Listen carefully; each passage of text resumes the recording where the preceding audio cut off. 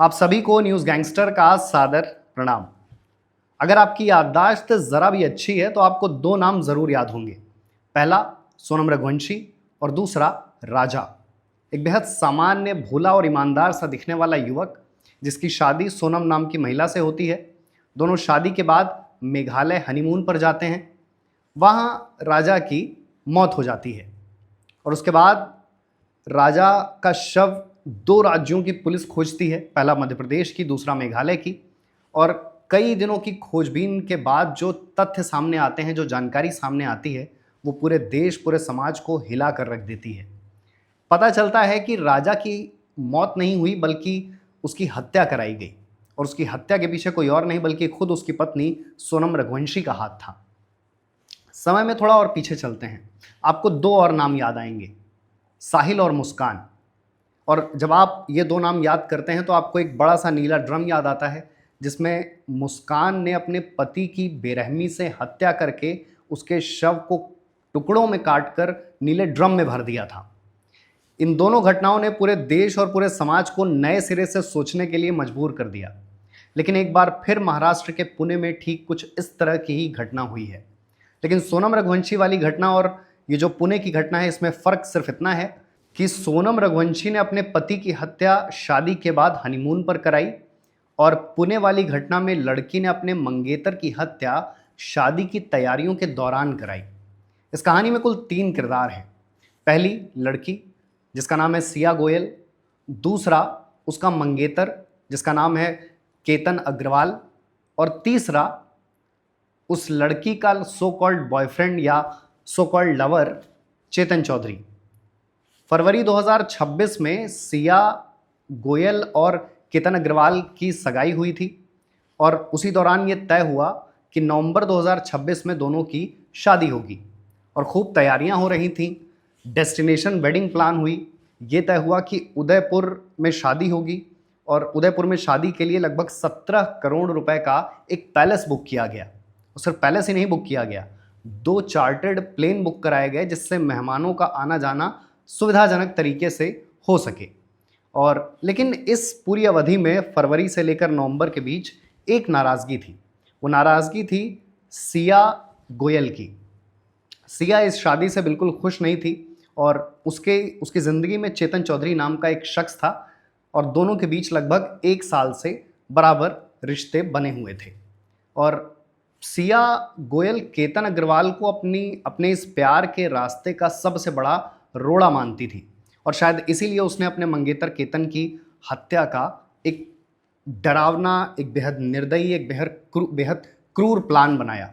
और सिर्फ एक प्लान नहीं बनाया बल्कि महीनों सोच समझ कर एक पूरा का पूरा षड्यंत्र रचा, और कुल तीन प्लान बनाए, प्लान ए, प्लान बी और प्लान सी। और ये तीन प्लान इसलिए बनाए गए कि अगर प्लान ए सफल ना हुआ तो प्लान बी एग्जीक्यूट किया जाएगा, और प्लान बी अगर असफल हुआ तो प्लान सी एग्जीक्यूट किया जाएगा। और फिर इसके बाद वो साजिश शुरू होती है जिसके तहत केतन अग्रवाल की हत्या की जानी थी। अगर मैं गलत नहीं हूं तो 30 मई 2026 को सिया गोयल और केतन अग्रवाल पुणे के मशहूर लोहागढ़ किले पर ट्रैकिंग के लिए जाते हैं। यहाँ लेकिन सिर्फ इस 30 मई की ट्रैकिंग की ट्रिप में कोई ऐसी बात नहीं होती, कोई दुर्घटना नहीं होती, या कोई ऐसा केस नहीं होता जिसकी वजह से केतन को शक होता या कोई बात पैदा होती। फिर उसके बाद प्लान ए शुरू होता है। प्लान ए 14 जून का, जब सिया और केतन एक बार फिर लोहागढ़ किले पर ट्रैकिंग के लिए जाते हैं, और एक खाई नुमा जगह पर केतन खड़े थे, और तभी सिया केतन को धक्का देने की कोशिश करती हैं। और क्योंकि केतन जैसा कि आप सभी शायद जानते होंगे कि केतन ट्रैकिंग के शौकीन थे, तो वो एक पेड़ की टहनी पकड़ लेते हैं जिसकी वजह से वो खाई में गिरने से बच जाते हैं। केतन को हैरानी होती है कि ये क्या हुआ। तभी सिया कहती हैं कि उन्होंने सांप देखा जिसकी वजह से उन्होंने केतन को बचाने के लिए धक्का दिया, और ये कहकर सिया केतन को गले लगा लेती हैं। तो ये एक तरह का शायद इससे बढ़िया नाटक या इससे बढ़िया अभिनय क्या ही होगा कि आप अपने होने वाले पति को, अपने मंगेतर को धक्का दीजिए, और फिर जब उसे शक हो तो आप ये कहिए कि बगल में सांप था इसलिए मैंने धक्का दिया। और फिर लेकिन इस प्रयास में केतन की जान बच जाती है। और जिस तरह सिया एक्टिंग करती है कि सांप था वहां पर, उसकी वजह से उसने केतन को धक्का दिया, तो केतन को डाउट भी नहीं होता और दोनों खुशी खुशी वहां से लौट आते हैं। फिर आता है प्लान बी। प्लान बी 18 तारीख का, और यहाँ ये जानने वाली बात है कि 19 तारीख को सिया का जन्मदिन था, जिसके लिए केतन बेहद उत्साहित और बेहद खुश था। तो प्लान बी को भी एक बार फिर पुणे के लोहागढ़ किले पर सिया और केतन गए, और यहाँ पर सिया ने अपने लवर, अपने बॉयफ्रेंड चेतन चौधरी को भी बुलाया।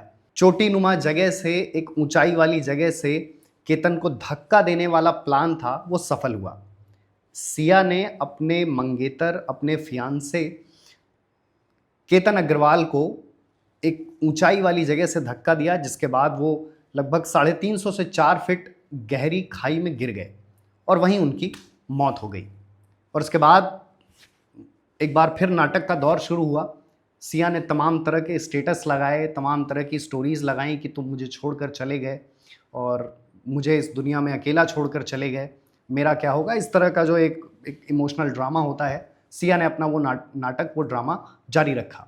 और बड़ी हैरानी की बात है कि इस धक्का देने के दौरान, ये जो केतन को मारने की साजिश के दौरान, चेतन चौधरी भी इस पूरे प्लान में सक्रिय था। फिर आता है प्लान सी। वो प्लान जो तब हरकत में आता अगर प्लान बी असफल हो जाता। ये प्लान वो था कि अगर सिया लोहागढ़ किले में केतन की हत्या न कर पाती तो वो महाबलेश्वर में उसकी हत्या कर देती, ऐसा केतन के पिता का कहना है। यानी प्लान सी भी तैयार था। और एक तरफ तो सिया है जो अपने पति की, अपने होने वाले पति की जान लेने पर आमादा थी, दूसरी तरफ केतन था जो 19 जून को होने वाले सिया के बर्थडे के लिए बेहद एक्साइटेड था। उसने 19 जून की तारीख पर महाबलेश्वर में एक लग्जरी रिजॉर्ट बुक किया और उसमें कुल 40 कमरे बुक किए। और बड़ी हैरानी की बात है कि वो जन्मदिन आने से पहले, वो जश्न, वो खुशी होने से पहले ही सिया ने केतन की जान ले ली।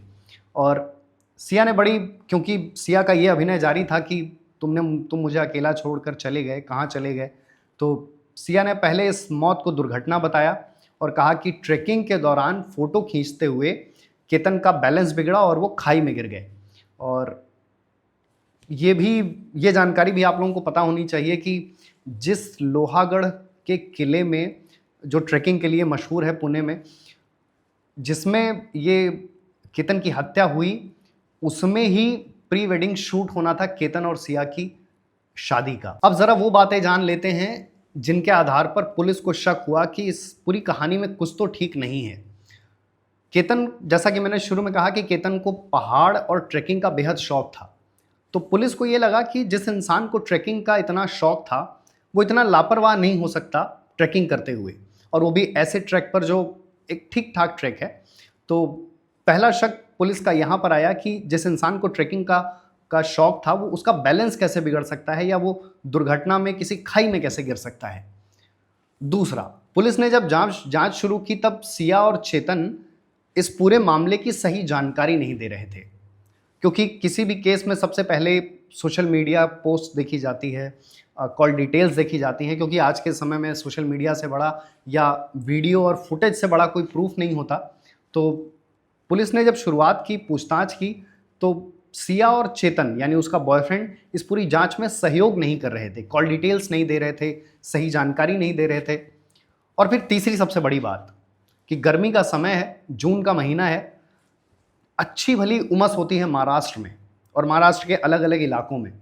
तो जिस दिन 18 से 19 जून के बीच जबकि ये घटना है, तब पुणे में जो तापमान था या उस किले के लोहागढ़ किले के आसपास जो तापमान था वो लगभग 33 डिग्री के आसपास था। अच्छी भली गर्मी थी और इस अच्छी भली गर्मी में सिया हुडी पहनकर टहल रही थी। तो ये भी पुलिस के लिए बड़ा एक टर्निंग पॉइंट था कि गर्मी के समय में आखिर सिया ने हुडी क्यों पहनी। तो बाद में ये पता चला कि अपनी पहचान छिपाने के लिए या उसे कोई पहचान न पाए कि इस वारदात को अंजाम कौन दे रहा है, इसलिए सिया ने हुड पहनी। एक और बात जिसने पुलिस को काफ़ी परेशान किया या पुलिस को काफ़ी हैरान किया, वो ये था कि जब केतन का शव आया तब सिया के चेहरे पर कोई कोई दुख का भाव नहीं था, या सिया को देखकर ये कहा नहीं जा सकता था कि उसने अपनी ज़िंदगी के बेहद ख़ास इंसान को खो दिया है। तो कोई ऐसा सिया के चेहरे पर पुलिस को और केतन के माता पिता को शव देखकर कोई ऐसा दुख का भाव या कोई ऐसा ऐसी शिकन नज़र नहीं आई। तो इस बात ने भी पुलिस और केतन के परिवार के मन में खूब शक पैदा किया।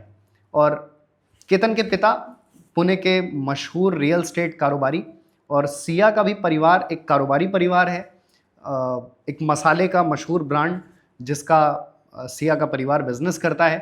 और केतन भी कोई सामान्य लड़का नहीं था।